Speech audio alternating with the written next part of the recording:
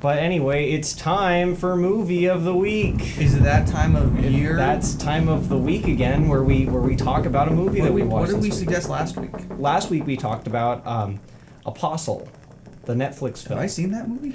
You edited the video. I did. Yeah.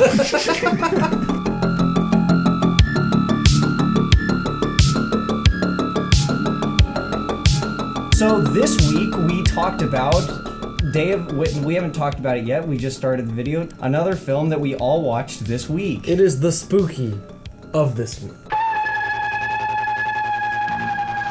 First came the night, then came the dawn. Now comes the most eagerly awaited day in horror film history. George A. Romero's Day of the Dead. We've been punished by the Creator. We visited a curse. Hello? Is anyone there? For the few remaining, their only hope of survival is to find a cure. You're wasting time trying to define what's happening. But the odds are against them. We're in the minority now. Something like 400,000 to 1 by my calculations. And so is Captain Rhodes. Anybody else have any questions about the way things are gonna run around here from now on? Their one chance is Bub. It's working on instinct. A deep, dark, primordial instinct. So Day of the Dead is a movie that Sam Slade has been trying to get us to watch on either... I think you even wanted to do it back when it was still the Comments in Your Pocket podcast. Like, I think that's Probably, how old yeah. the suggestion is. Because I love that movie. It's amazing. So yeah, this is a long time coming for old Samantha. Thompies out there will probably recall that this is a movie that gets brought up every once in a while. It's only been a week, but I mean, it's a lot of anticipation. Yeah, a lot of anticipation. Sam Slade, start off. You suggested it. Why did you suggest it? I suggested it because it's probably my favorite, if not my second favorite, zombie movie. It's definitely the best in that The Romero. the Romero verse because. Well, the only good ones are the first three. Land of the Dead. No, Land of the Dead's the only good one actually. But I like all three. I like Night, I like Dawn, but Day is just so special and different and like. What is your number one favorite zombie film? It's either this one or Dead Alive. But yeah, I think I just like what the subject matter is. It's totally not like a typical zombie movie because it's just about. It reminded me, oddly enough, a lot of The Thing. But yeah, I just super like the dynamic where it's just a bunch of scientists and a bunch of military dudes. Yeah. Underground and like that's all the tension you need. It's like these people are completely different and they both kind of want to run things. It's like the scientists are like, well, we're important. We're in charge because we're trying to figure out a solution. They're trying to solve the problem. And the military's like, no, we're in charge because we're freaking protecting you. We're losing guys. We have guns. And the villain, like the main like military guy, is like that's one of my favorite performances like ever. He is great. Anybody else have any questions about the way things are gonna run around here from now on?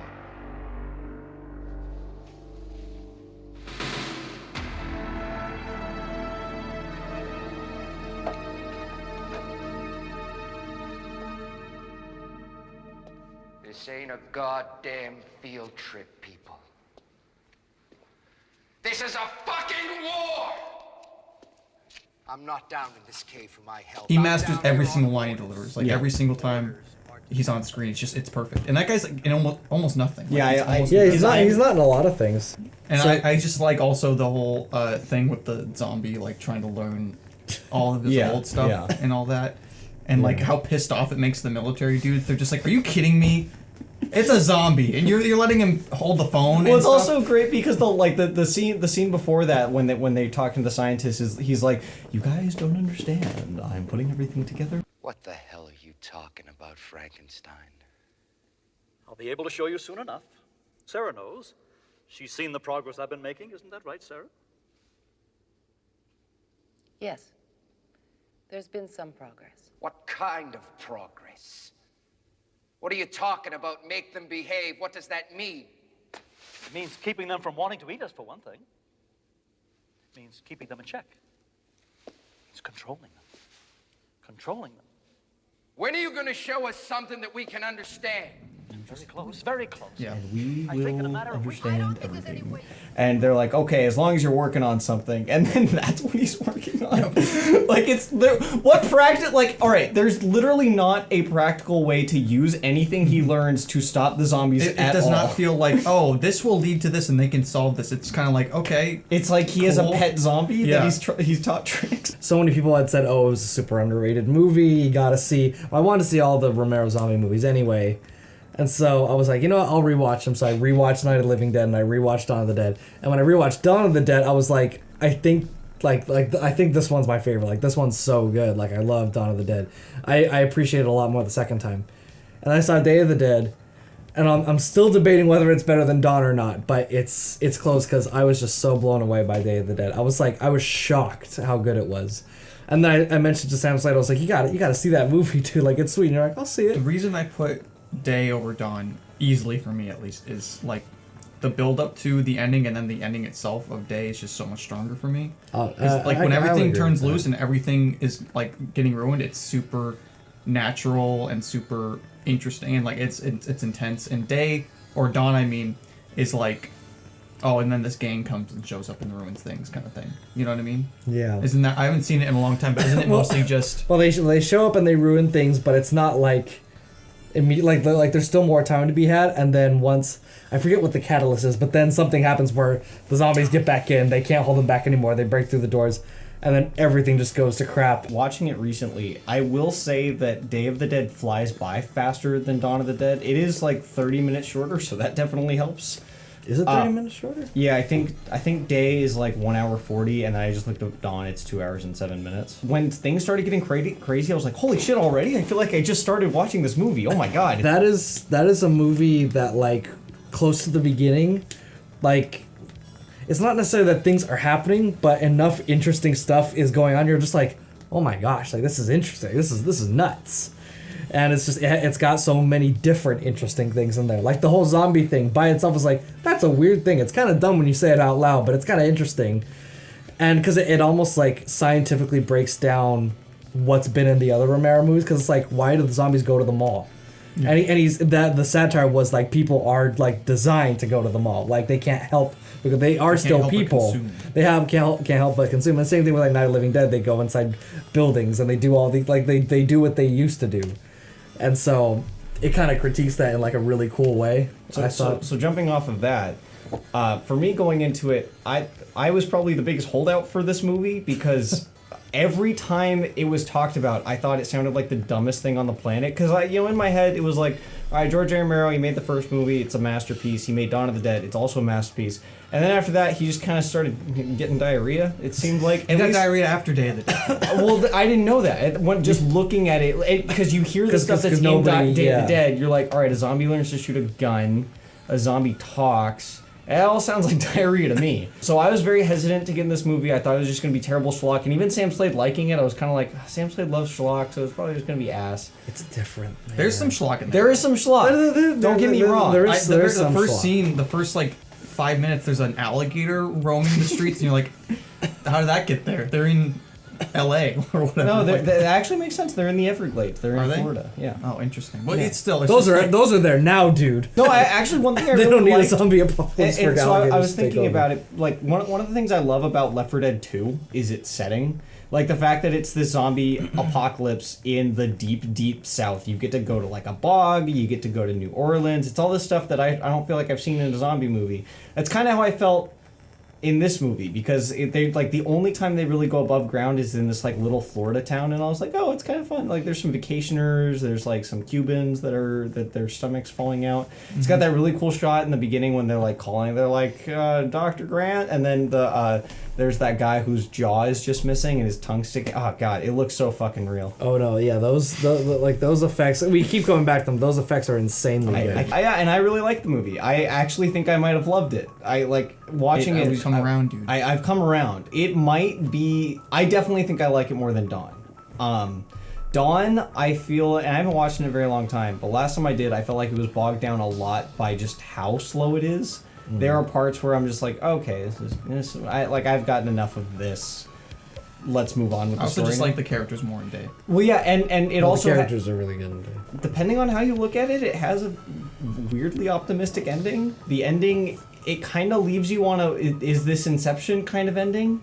Because the opening scene, at least this is how I read it, because the opening scene, she's having a dream and she's walking over to her calendar on the wall. It looks like that's the only 2 times there's a calendar, and so I'm like, all right, well, does that mean, is that George A Romero trying to tell you that she's dreaming at the end, and that dream is just like a zombie dream that she's having? Is she turned now? Is she dead? Did they actually make it and she just has a calendar on the beach for some reason? No, I never saw it as a dream. I don't know. I haven't thought of it that way. Maybe if I saw it again. Yeah, if I saw it again, then maybe. But I never thought of it that way. That's interesting, though. That was my That is first thought, because it's the zombie. They're running the helicopter. Zombie arm from the helicopter grabs her, and then it cuts away, and she's waking up, and then she just marks on her calendar. A calendar, like, it's the same calendar that she's trying to reach for in the beginning.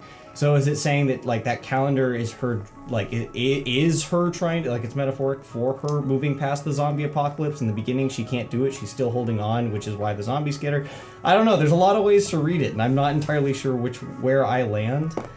Well, I always saw the calendar more just letting you know, like, oh, this isn't just, like, a zombie apocalypse, they're surviving this and that. It's like an imprisonment almost, because they're all trapped down there, basically. Yeah. They're all down there because it's safe, and it's pretty much the only safe spot to be. Yeah. So it's like not just like on top of the fact that there's zombies roaming the world and they can eat you, but like now the only safe place is like a prison tour. I thought easily like one of the performances that was not so good was Nick Cannon. I didn't think Nick Cannon was really.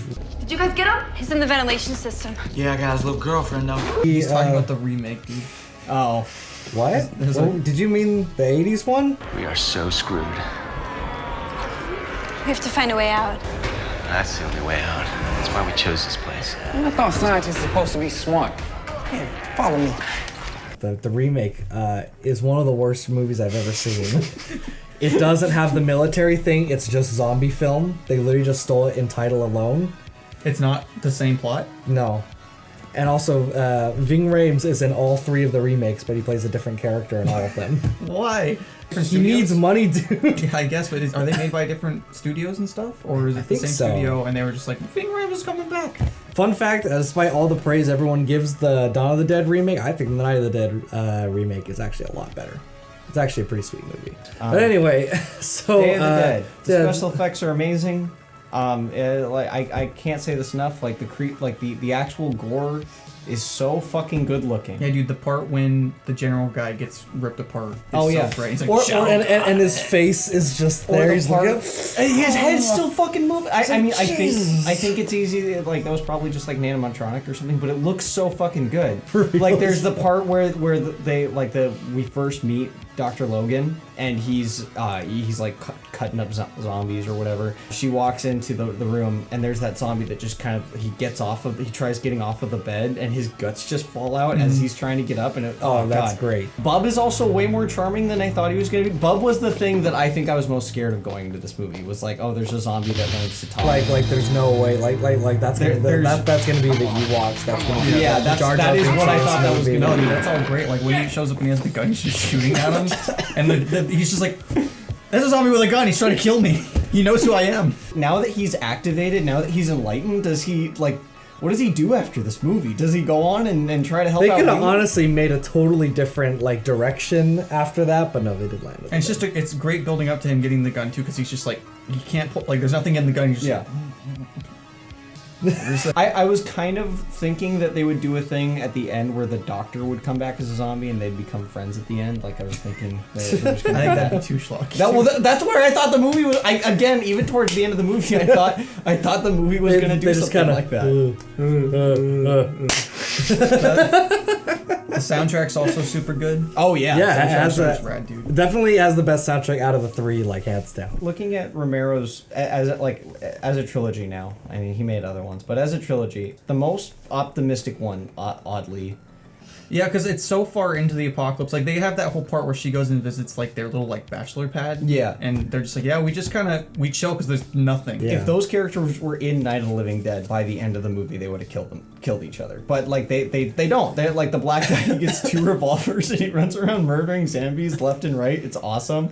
And then there's a drunk Irishman, who's great too. I loved all three of those characters. Like I had a great time with all of them. I was happy they all survived because they were the type of characters that you want to see survive because they all have little charming. It is of the three, it is definitely the most optimistic.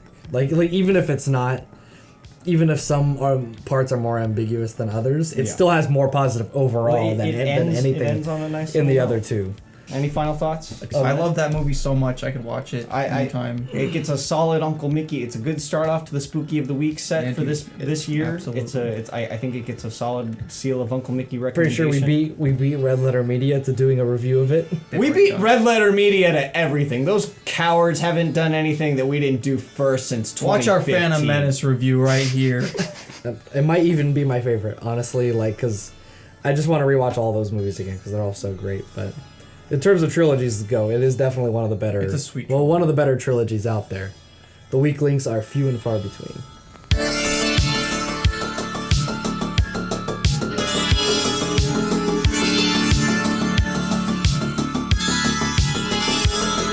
So come back next week for more spookies. This month we're jam-packed full of spookies. If you have a spooky you would like us to review, if you liked us talking about an old boring movie, you can listen next week when we talk about another old boring movie that no one's seen.